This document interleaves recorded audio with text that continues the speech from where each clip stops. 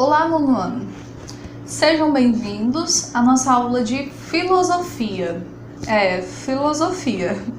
Não é o conteúdo comum que eu trago para vocês, mas eu prometo que irei me esforçar para que vocês tenham a mesma compreensão e o mesmo rendimento que vocês tinham durante as aulas da tia Edneide, tá bom? Então, continuando o conteúdo que ela estava ministrando para vocês, nós estamos no capítulo 2, que fala sobre a filosofia da existência. Por que nós existimos? Para que nós fomos criados? Qual é o nosso objetivo nesse mundo? São perguntas filosóficas que se encaixam muito bem aqui na filosofia da existência. E nós temos dois grandes tópicos a serem trabalhados dentro da filosofia da existência, que é a angústia e a crise. Quando o ser humano para se indagar, se perguntar a respeito da sua própria existência, ele pode entrar em duas concepções, ou na concepção da angústia ou na concepção da crise. A concepção da crise vocês já vislumbraram na aula da semana anterior. Hoje nós vamos começar a compreender a concepção da angústia. O que há de relação entre a angústia e a filosofia da existência. Mas antes da gente passar para o tópico da angústia dentro da filosofia da existência, nós ficamos com o tópico da página 30 para poder encerrar a respeito da crise, tá? Então, eu vou começar a nossa aula de hoje fazendo a leitura desse tópico para a gente encerrar o conteúdo a respeito da crise. Existencialismo. O homem está condenado a ser livre. Apesar de sua fama de pessimista, o existencialismo, na verdade, é apenas uma filosofia que não faz concessões. Coloca sobre o homem toda a responsabilidade por suas ações. Pessimista é aquela pessoa que tem sempre um pensamento negativo, está sempre com o pensamento voltado para uma coisa ruim que possa acontecer. E essa vertente filosófica do existencialismo, ela coloca sobre o homem toda a responsabilidade da sua vida, sejam de coisas boas ou sejam de coisas ruins. O homem é totalmente responsável pelas suas ações e automaticamente responsável pelas consequências dessas ações. O escritor, filósofo e dramaturgo francês Jean-Paul Sartre, esse é um cara excelente, fenomenal, maior expoente da filosofia existencialista, parte do seguinte princípio: a existência precede a essência. Com isso quer dizer que o homem primeiro existe no mundo e depois realiza-se, define-se por meio de suas ações e pelo que faz com a sua vida. Somos os responsáveis por nossa existência. É isso que a vertente existencialista prega. Eu não escolho nascer no Brasil ou nos Estados Unidos, pobre ou rico, branco ou preto, saudável ou doente. Sou jogado no mundo. Eu simplesmente existo. Mas o que eu faço de minha vida, o significado que eu dou para minha existência, é parte da liberdade da qual não posso me furtar. Posso ser escritor, poeta ou músico. No entanto, se sou bancário, esta é minha escolha. É parte do projeto que eliminou todas as outras possibilidades. Ser escritor, poeta ou músico. E concretizou uma única existência, que é ser bancário. Página 31. E além disso, tenho total responsabilidade por aquilo que eu sou. Para o existencialista não há desculpas. Não há Deus ou natureza a quem culpar pelo nosso fracasso. A liberdade é incondicional. E é isso que Sartre quer dizer quando afirma que estamos condenados a sermos livres. Condenado porque não se criou a si próprio e, no entanto, livre, porque uma vez lançado no mundo, é responsável por tudo quanto fizer. O existencialismo é um humanismo. Gente, o Sartre, ele é muito enfático na questão da existência preceder a essência. Significa o seguinte: você, como o próprio texto esclareceu bem, de forma bem interessante para a gente, você não escolhe em qual família você vai nascer. Você não escolhe qual é a raça que você vai pertencer, qual é a cor que você vai ter, em qual país você vai viver. Porém, depois que você existe, depois que você nasce, que você está ali naquele ambiente, tudo que se sobrepõe, tudo que acontece depois passa a ser, sim, sua responsabilidade. Você não escolheu nascer, por exemplo, com a pele negra, porque a gente sabe que ainda existe muito preconceito em relação aos negros no Brasil. Você não escolheu nascer com a pele negra. Porém, se a sua vida for uma vida de sofrimento, digamos assim, né? Se você viver sempre à sombra de outra pessoa, por exemplo, é você o responsável por aquilo. É você que deveria procurar uma forma de se livrar daquela situação, de sair daquela situação negativa. Então, dentro do existencialismo, o homem é livre para fazer qualquer uma das suas escolhas. E se o homem é livre para gerar qualquer escolha, ele também será livre e deverá aceitar as consequências das escolhas que são obtidas, ok? E aí nós temos uma questão isolada aqui dentro desse tópico que diz o seguinte: se o homem primeiro existe e depois se faz por suas ações, ele é um projeto. É aquele que se lança no futuro, nas suas possibilidades de realização. Isto é, o homem é responsável pelas suas ações. O que você acha disso? E aí pede para justificar. Então você vai responder com base em quê? Com base na filosofia existencialista, de que o homem é responsável pelas suas ações. Você concorda com isso? Você acha que nós, seres humanos, realmente somos responsáveis por todas as nossas ações? É responsabilidade nossa todas as escolhas e aí, consequentemente, as consequências dessas escolhas? E aí você justifica. Encerrado esse tópico do existencialismo, nós entramos aqui no tópico que fala sobre angústia e filosofia da existência. Página 31, 32 e 33, tá? Acompanhem comigo. Em linhas gerais, podemos dizer que Kierkegaard, creio que seja essa a pronúncia, perdão se não for, considera a angústia como consequência da liberdade. Ou seja, as pessoas possuem tanta liberdade que automaticamente se angustiam por não saber o que fazer com tamanha liberdade. Se todo homem está condenado a ser livre, como saber lidar com a liberdade? O que fazer com essa liberdade?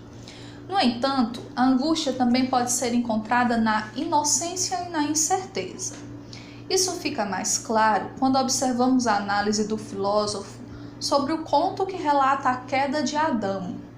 Como podemos constatar no livro de Gênesis, Deus proíbe Adão de comer o fruto da macieira.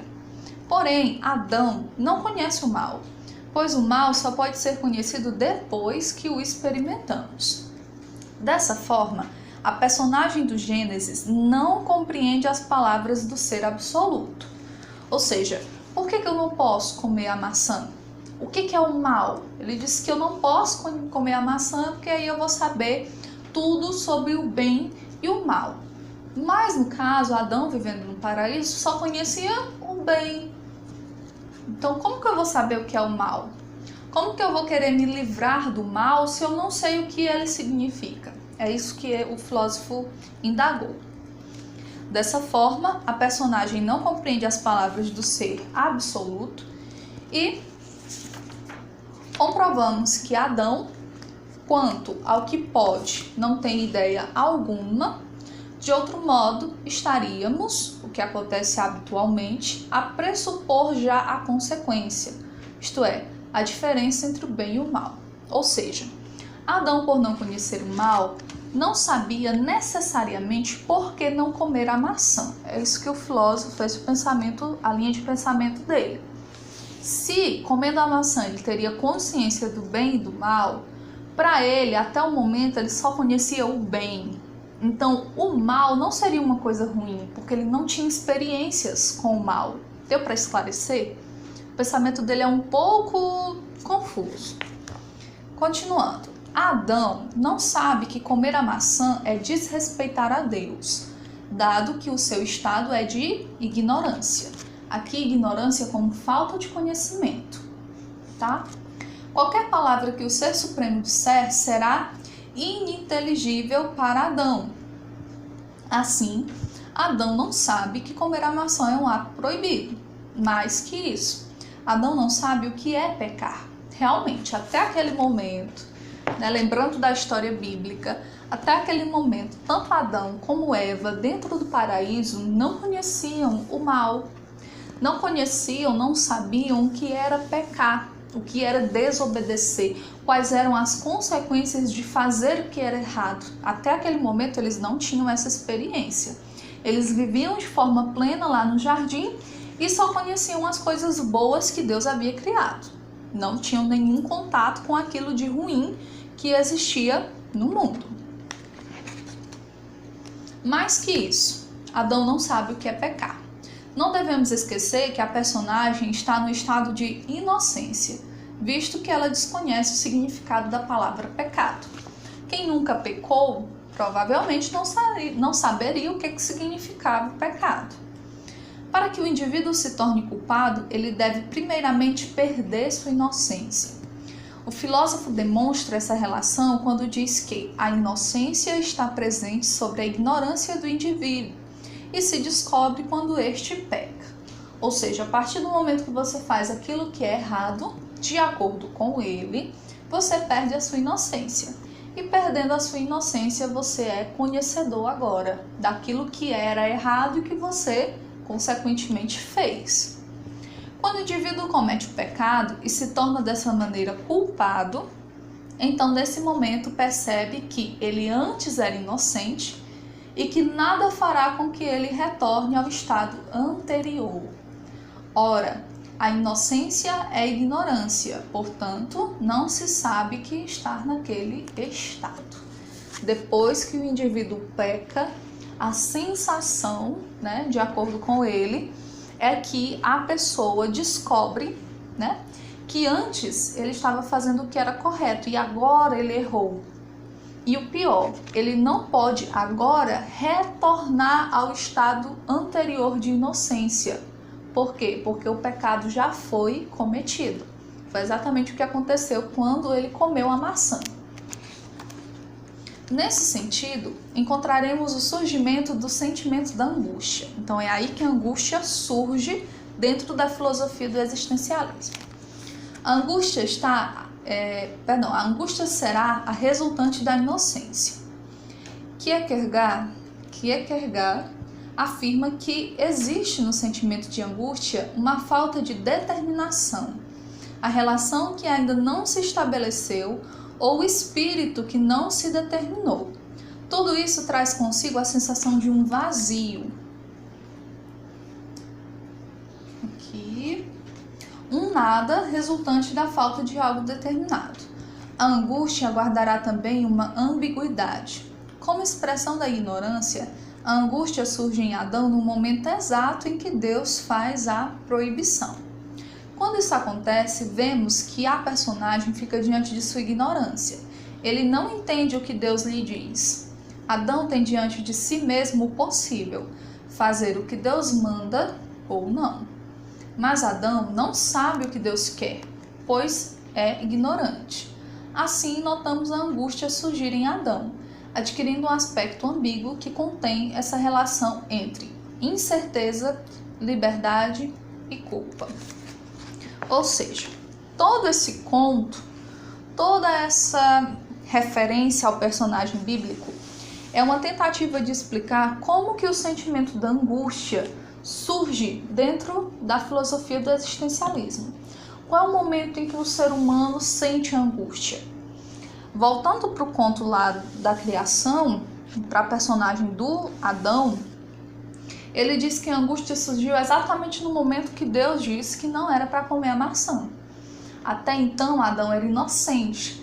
Adão era ignorante, porque não tinha o conhecimento do bem e do mal. Isso ele teria se comesse a maçã. Quando Deus diz que ele não pode comer a maçã, surge no personagem uma indagação: fazer o que Deus manda ou não fazer, desobedecer.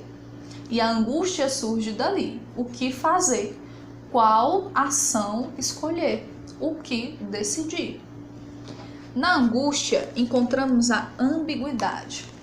O filósofo registra da seguinte maneira: a angústia é uma antipatia simpatizante e uma simpatia antipatizante. Isso porque na angústia o indivíduo não perdeu sua inocência. Todavia, também não é completamente inocente. Ou seja, no momento que Adão ficou, eu como a maçã ou eu não como a maçã, ele ainda era inocente, porque ele não tinha pecado. Mas ele não era completamente inocente, porque já havia passado na mente dele o desejo de comer a maçã, o desejo de desobedecer. Quando Deus proíbe Adão de comer o fruto, ele fica nessa situação totalmente incômoda. Ele pode fazer algo, ou seja, ele pode comer a maçã, mas não sabe o que isso significa. Ele não sabe o que é conhecer o mal.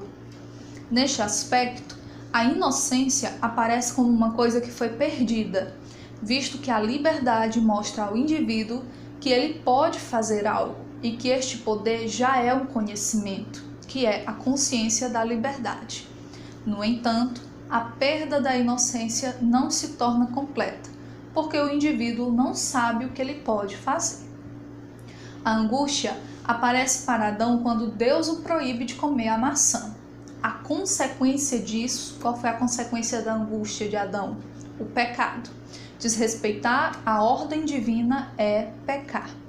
A partir desse momento, podemos notar que Adão é livre para o pecado. O pecado pode se estabelecer e tornar-se concreto. No entanto, a responsabilidade é do indivíduo, ou seja, a transformação da possibilidade para a realidade do pecado é realizada pelo indivíduo. Quando o homem toma consciência desse fato, então ele sentirá angústia. Então vamos lá. No conto, voltando lá para a história da criação, Adão está entre comer a maçã ou não comer a maçã. Se ele não come a maçã, ele continua da forma como ele está. Se ele come a maçã, ele vira o conhecedor do bem e do mal, ele peca e automaticamente ele perde a sua inocência. E onde foi que surgiu a angústia? Exatamente neste momento, onde ele se pergunta qual é a consequência de comer a maçã. No momento que ele fica em dúvida entre comer ou não comer a maçã. E isso a gente pode trazer para as nossas vidas. Porque no momento que precisamos tomar decisões, fazer escolhas difíceis, automaticamente a angústia chega em nossas vidas. Porque você não sabe qual é a decisão que você pode tomar, qual é a decisão que você deve tomar. Automaticamente o sentimento de angústia se manifesta. Esse sentimento se mostra intrinsecamente ligado à possibilidade. Como vimos, somente quando Adão está diante do possível, ele sentirá angústia. Essa probabilidade surge depois da proibição divina. Existe aqui a liberdade, escolher entre comer a maçã ou não.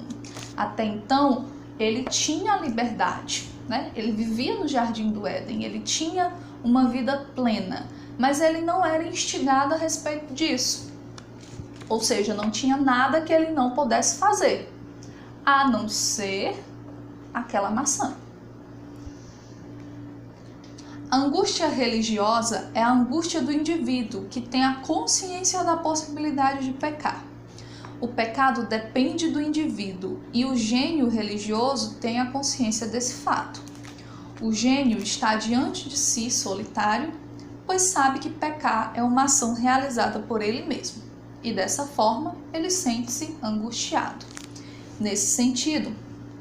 Volvendo-se para o interior de si mesmo, o gênio religioso descobre a liberdade. Ele sabe que pode desrespeitar os mandamentos de Deus, portanto, teme a culpa e a si mesmo. Ele sabe que é livre porque o destino não é importante e que só aquele livre-arbítrio pode o salvar ou o condenar. Assim, encontramos também a interioridade, pois vemos nesse caso o indivíduo tomando a consciência de si e a ineficácia da busca de algo exterior. É exatamente nesse ponto que surge a angústia no gênio religioso, visto que o indivíduo está só, não há onde se apoiar a não ser em si mesmo. Eita, gente, olha que profundo. Olha que profunda a análise sobre a angústia e a filosofia da existência, tratando aqui do conto da criação. Então, de acordo com a análise que nós fizemos aqui a leitura neste momento, a angústia é um sentimento que vai surgir, dentro da vida do ser humano, no momento em que ele tem consciência de que há liberdade para escolha. Basicamente, a liberdade de escolher vai gerar no ser uma angústia. No caso de Adão, a liberdade entre escolher pecar e escolher manter-se sem pecar gerou nele uma angústia. Até então, ele não sabia as consequências do pecado. Então, Deus havia dito que ele teria o conhecimento do bem e do mal. Mas o que é o mal? Ele não sabia. Ele só tinha acesso ao bem. O pecado, de acordo com a análise do filósofo, ele faz com que esse véu que nós temos diante da gente, da ignorância, da falta de conhecimento, se rasgue. E aí você está diante daquilo que pode ser bom, pode ser ruim. Nesse caso e na maioria dos casos, pecar não é bom. Pecar é uma escolha ruim que o indivíduo toma dentro aqui da religiosidade. Então, nesse caso, Adão se colocou angustiado exatamente por isso, porque ele tinha uma escolha entre pecar e não pecar. Olha aí que profundo. Então, dentro da filosofia da existência, quem foi o culpado? Adão. Por quê? Lá no existencialismo, nós somos responsáveis por todas as nossas ações. Ele tinha uma escolha. Ele poderia comer ou poderia não comer a maçã. E ele optou por comer a maçã.